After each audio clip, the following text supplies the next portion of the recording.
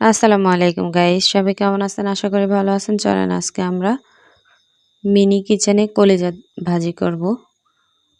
তো আমি এখানে কলিজাগুলোকে একটু ছিদ্র করে নিতেছি কাঁটা চামচ দিয়া।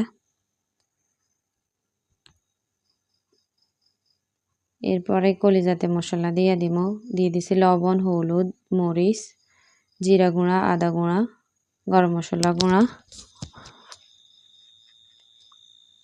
টমেটো সস, সয়া সস সব কিছু দিয়ে ভালো করে ম্যারিনেট করে নিব, মেখে নিব। আমার মাখা শেষ। চুলায় আগুন ধরাই দিলাম। এরপরে কড়াইটা বসাই দিব। তারপরে তেল দিয়ে দিব।